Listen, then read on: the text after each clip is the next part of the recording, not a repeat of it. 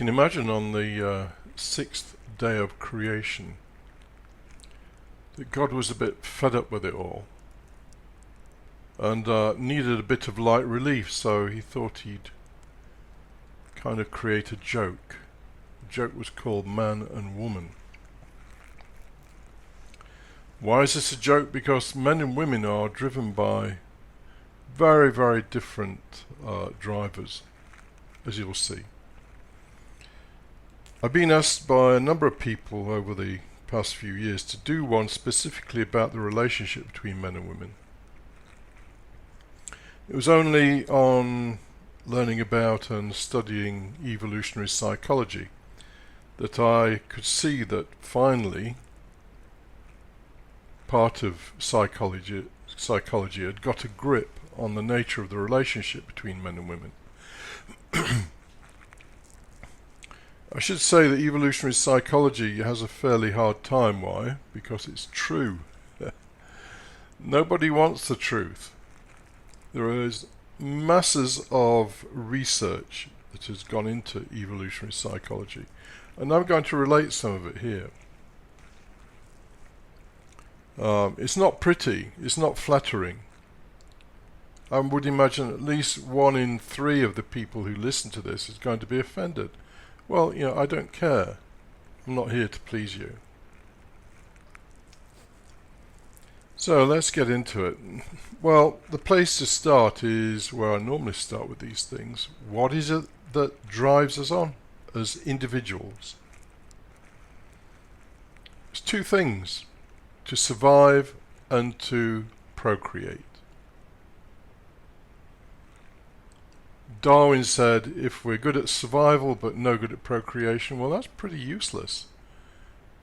Because you're not going to produce the next generation.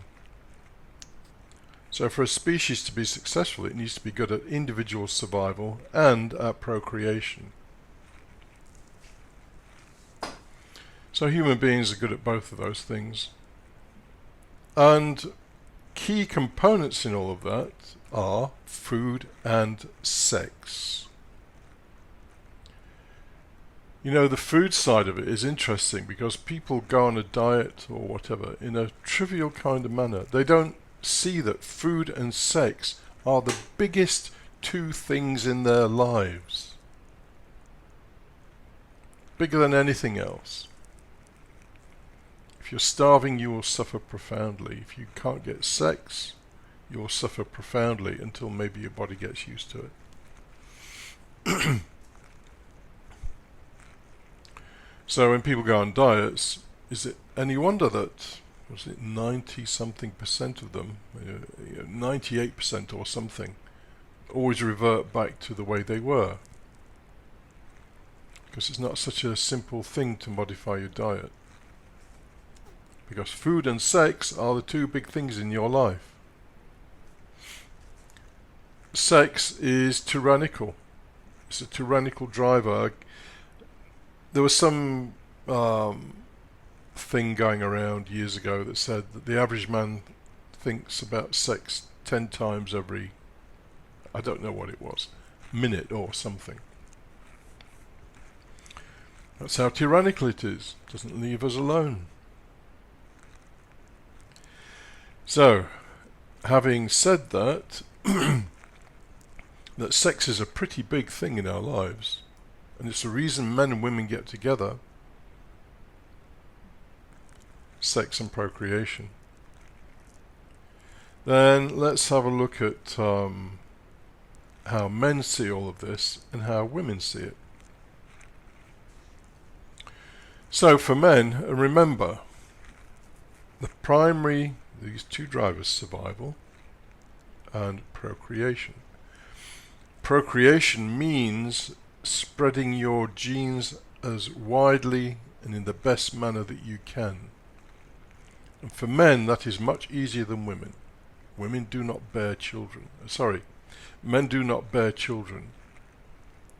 That's the burden that women take upon themselves. So a man can have sex. In the world of just creatures that think like men, Men can have sex, kind of 10 minutes later go and have sex with somebody else, and so on and so on and so on. It doesn't happen like that because women have a different driver. They're not interested in, so men are interested in spreading their seed as widely as possible with no responsibilities. There is a modification to that, but I'll get to it later.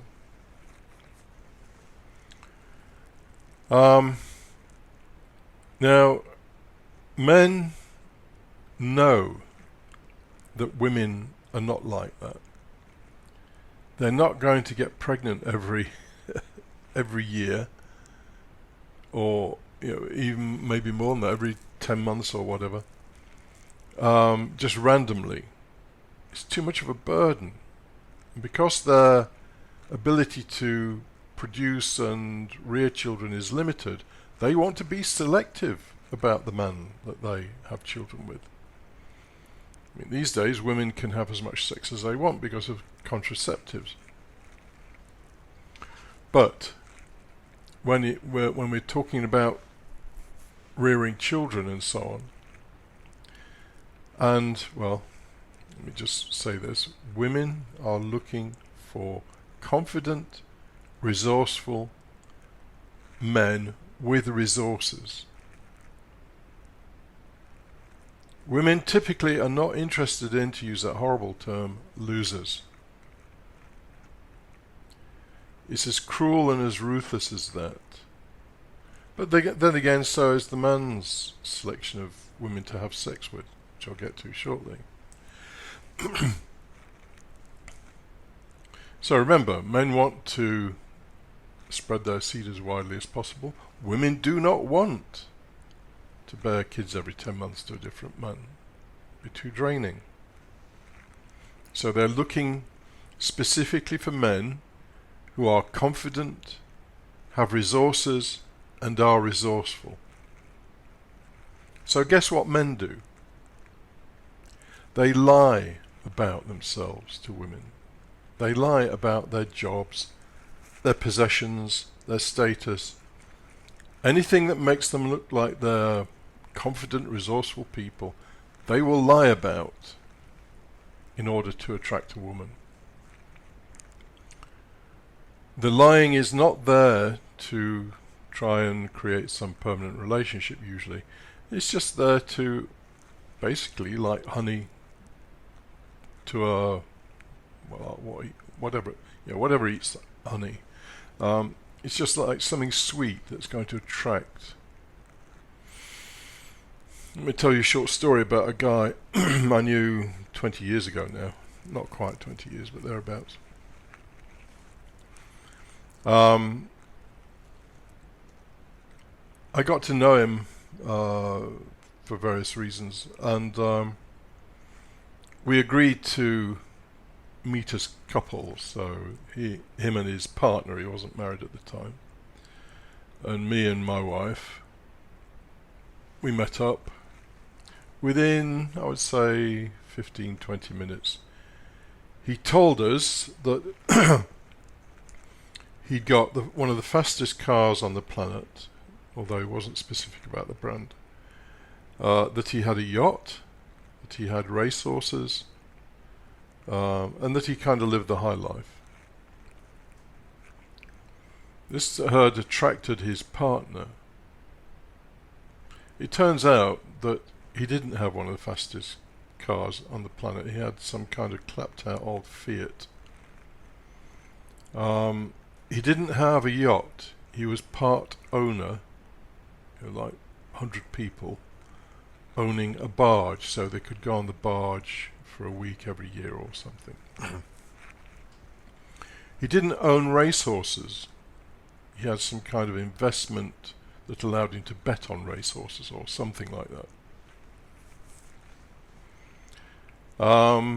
His partner said to us when, actually he was listening, I thought it was when he wasn't listening, but he was listening. And she just said, I've made a real mistake here.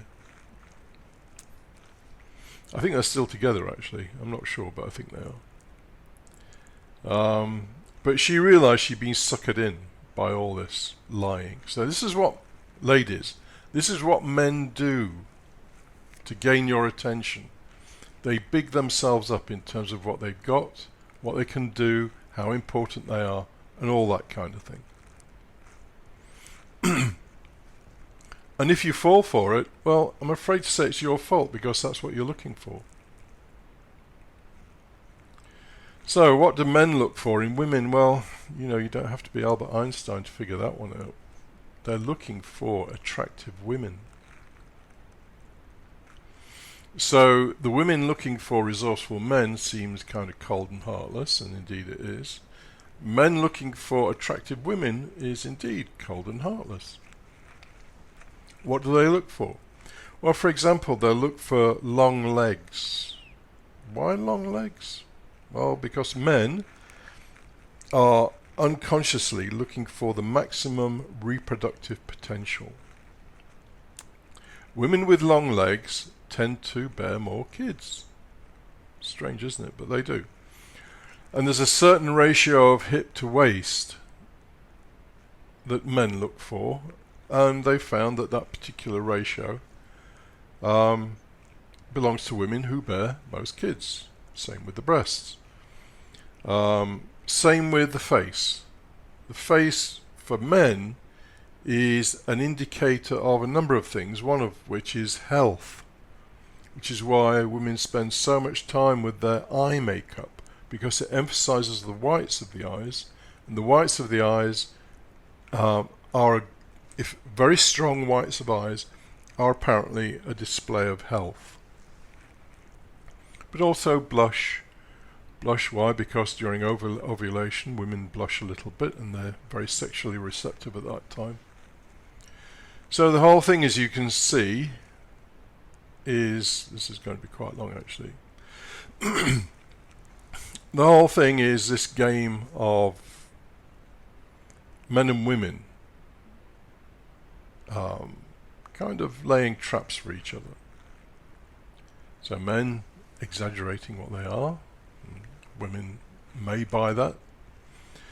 Women exaggerating how attractive they are, and men will typically buy that. I mean, so for a man, the thing is to spread his seed as widely as possible. For a woman, the whole thing is about creating a home, a nest, and for raising offspring. Which is why she's looking for a man with resources who can supply that. The example that I've mentioned before in another podcast that is very often likened to this behavior of men and women is that of the weaver bird. The male weaver bird spends a great deal of time and energy building a nest that hangs from a branch. And then he'll hang upside down underneath that nest and flap his wings to the female saying, "Hey, look at me, I've got a really good nest." And the females will go and inspect the nest. If they like it, they allow the male to mate with them. If they don't like it, they just move on and go and look at another nest. It's a very strong, not insignificantly insulting kind of view of male and female relationships, but evolutionary psychologists have used that as a kind of model of what goes on between men and women. Hey, look at me, I'm this resourceful guy. I'm doing really well in the world. I've got the fastest car in the world, blah, blah, blah. And the woman will go and inspect it, and if the man can pull it off, then maybe he gets to mate.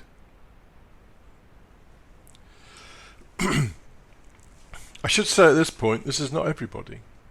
This is a result of surveys which show that this is the majority of behaviours, but it might not be your behaviour. Although, you know, there's a good chance that at least some of it is. So, this is the reason women are looking for men with resources, who are resourceful, who are strong, who are confident. They want someone to provide for the home, for the nest, to protect it, which is why women very often are attracted to men who are violent. Again, you know, this is not just me making this stuff up. Go and do your research if you don't believe it. Sapolsky mentions this in his book Behave. Women will go and find men who are violent. They're at least attracted to them. Why? Because a violent man might be more capable of protecting the nest. The problem is, of course, that the violence is usually indiscriminate. So the violence may be unleashed on the woman, and maybe even on the kids, which is not all that uncommon with violent men. But nonetheless, for a woman, the whole drive is, I want a safe environment to raise my kids. It's not unreasonable, is it? Which is why they are so strongly motivated to look for strong, resourceful, confident men. So to attract the most resourceful, strongest, most confident man, a woman will invest very, very heavily in her appearance.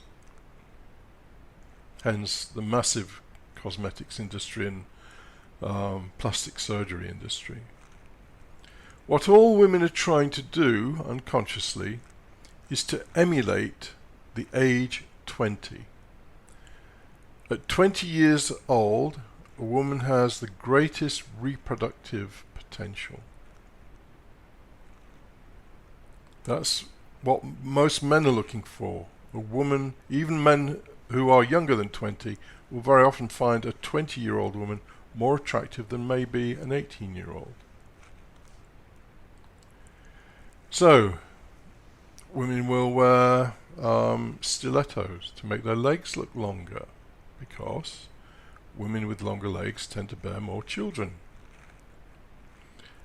During ovulation, they'll wear, quite unknowingly, they'll do it quite unconscious, ovulation, they will wear more revealing clothes. Basically, women are looking for two things. This man who is resourceful, who is protective, who is confident, and they're also looking for the best quality sperm. If they're going to spend 9 months pregnant, they don't want a pregnancy from a guy that they have no respect for and who they consider to be a washout. Those two things are very often conflicted. Looking for the guy who's the resourceful, confident guy, versus looking for the guy who has what might appear to be the best quality sperm. Some very strong, maybe athletic kind of guy. Which is why you get the archetypal situation of some wealthy guy who's provided the home and the wife has an affair with the pool cleaner. She's after his sperm. I mean, she doesn't see it like that. And she would be horrified, probably, if she got pregnant. But I'll have more to say about that in a moment. When you look at this, you could say to yourself, well, why do men stay around? Why do men get into these long-term relationships with a woman? Well, they have a vested interest in protecting and nurturing their offspring, their genes.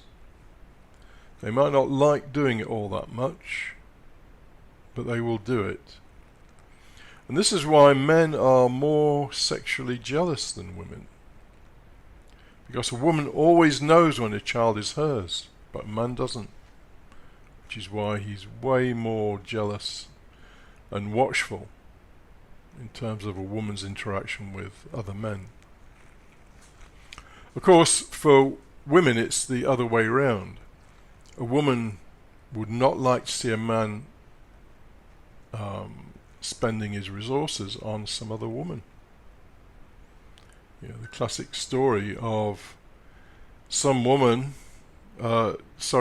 guy who is keeping a woman, a lover, in a separate flat.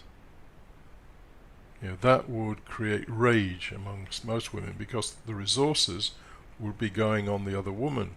They might not feel the sexual jealousy very much, but they sure as hell will not like the resources going on another woman. Don't shoot me, I'm just the messenger. So let's talk about romance. You have to remember that romance is really only a couple of hundred years old. Somebody I knew used to say that sex and everything else is Hollywood. That's pretty much it, but people like Hollywood. Why? Why do they go for romance? Well, romance is really all about the woman. Men typically are not all that interested in romance. So if a man is going to get a woman to consent to have sex with him, he's got to indulge in romance. So what does this romance mean in reality, in practical terms? Men know that women want commitment. The woman might not even know that she wants commitment, but women are always looking for some kind of commitment. Now, because of that, men will give a woman endless attention if they are trying to seduce. They'll listen to any amount of talking, do anything basically that the woman wants that would show some kind of interest and commitment in her life. Men do this not because they want to particularly, they do it because they want sex. If a man is giving you a huge amount of attention, and attention is a very rare commodity or a very expensive commodity, if a man is giving you a lot of attention, it's because he wants sex with you.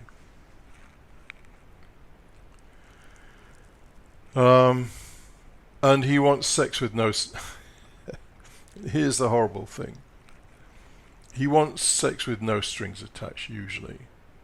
So this is the cruel thing. The seduction, endless amounts of attention, listening attentively to what a woman says. It's a kind of hypnosis, really. These false signs of commitment.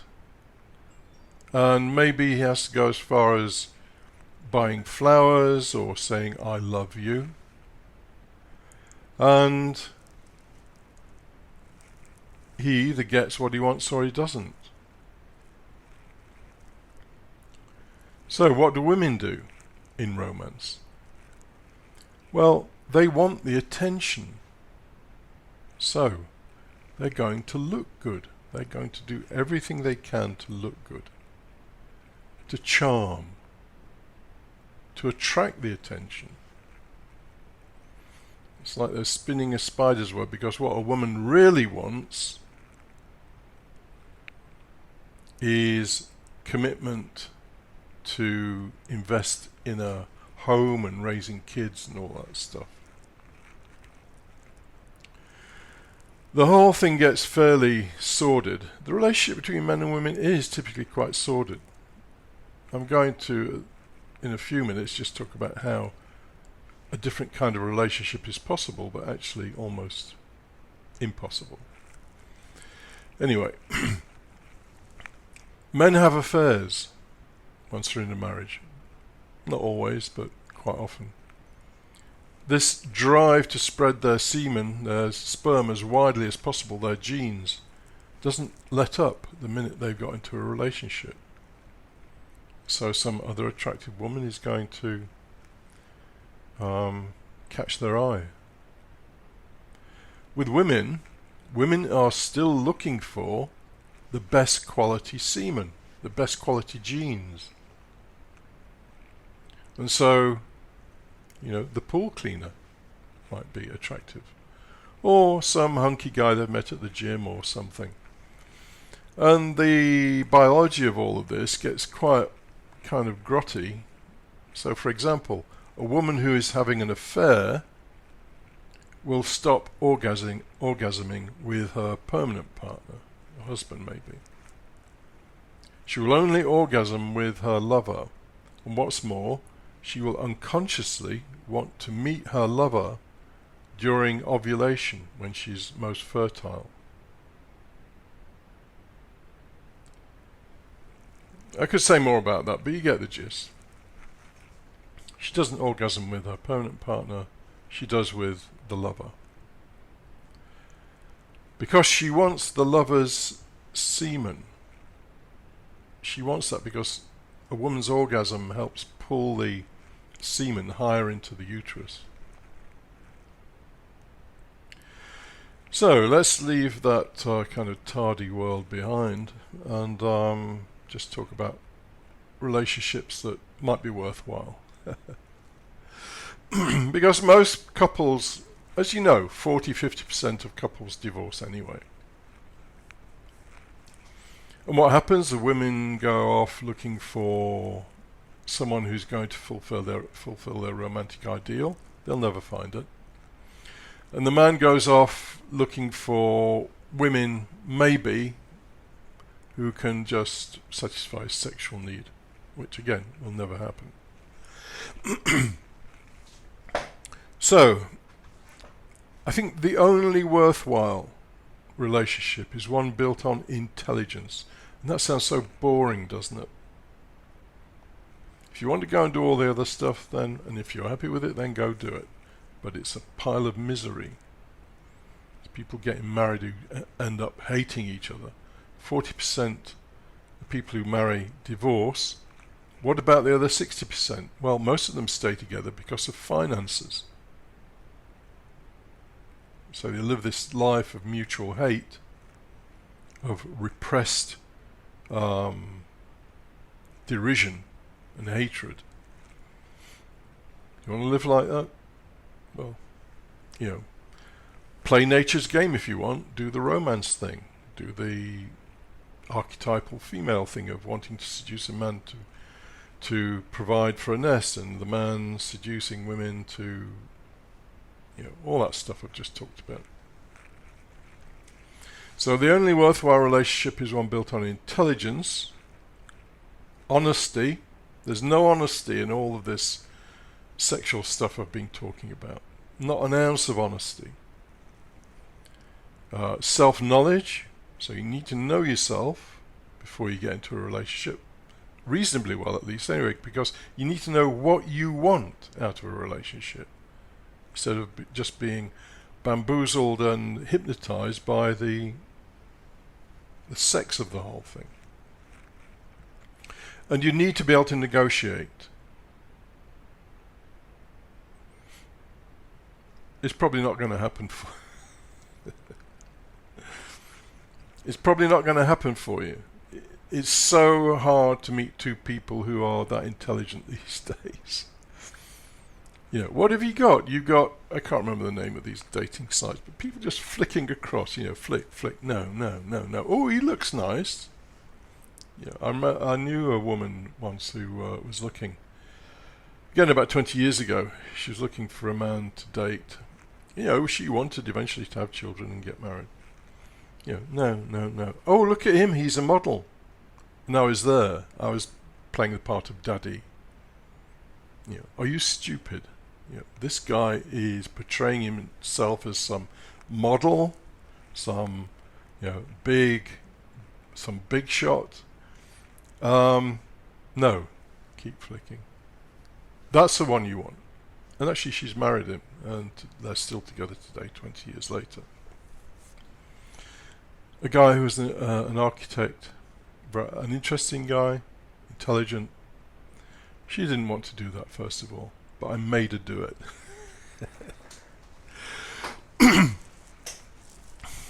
So, in contemporary culture, it's going to be almost impossible to get two people together that have got more than two brain cells firing. Contemporary culture makes this very, very difficult. You've got these dating sites, flick. Oh, he looks nice, or flick. Oh, she looks nice. It's like a cattle market. Or you've got people on Facebook forever posing, trying to look gorgeous. Or you've got what else is it? Instagram, or whatever. I don't use social media very much.